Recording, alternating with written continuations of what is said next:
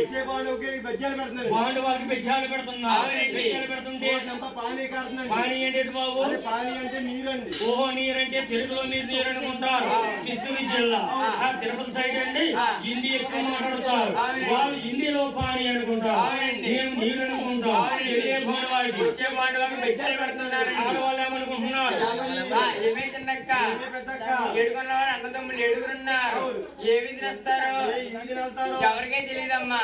ఆ ఏడుకొండల వాడు ఉన్నాడు, శివుడు ముక్కోడు, శ్రీనివాసుడు. వాడికి పెళ్లి వయసు వచ్చింది.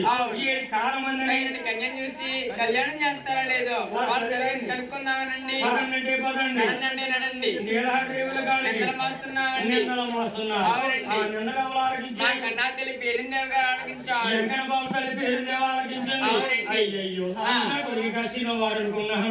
వాడి పెళ్లి వయసు వచ్చిందా, పెళ్లి చేయాలనుకున్న తల్లి ఏ తల్లిదండ్రులకైనా కొడుక్కి 30-40 శని కచ్చిన పిల్లలు అలాగే వచ్చింది.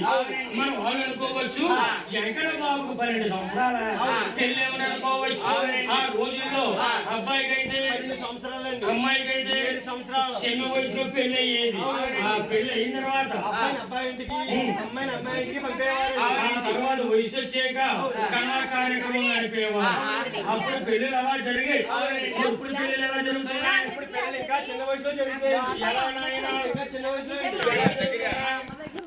చిన్నప్పుడు అంటే అబ్బాయికి ఎంత వస్తుంది వయసు? అబ్బాయికి ఏమో 40 సంవత్సరాలు వస్తాయి. 40. అమ్మాయికి ఏమో 35. అంత వయసు ఎందుకు వచ్చేస్తుంది పిల్లలకు? ఇప్పుడు అంతేనండి, ముందు చదువులు అవ్వాలండి. చదువు అయిపోవాలి, ఉద్యోగాలు వచ్చారు, లైఫ్ లో సెటిల్ అవ్వాలి. అప్పుడు పెళ్లి చేసుకోవాలండి. అప్పుడు పెళ్లి చేసుకుంటే పెద్దలు ఏమని చెప్పాలి? 40 సంవత్సరాలు వచ్చాయి. అప్పుడు ఏం చెప్తారు? వీళ్ళకి ఎలా బతకాలి ఇదే చెప్తున్నారు తిరిగి. తల్లి తండ్రి కానీ ఒరే నాయన అది తప్పురా అలాగే ఎలాగరా అన్నారు అనుకో, నువ్వు ఉద్దేశించాలి ఆగుకో నువ్వు నేను చేస్తానన్నాడు. పెద్దల మాట ఎంతో లేదు.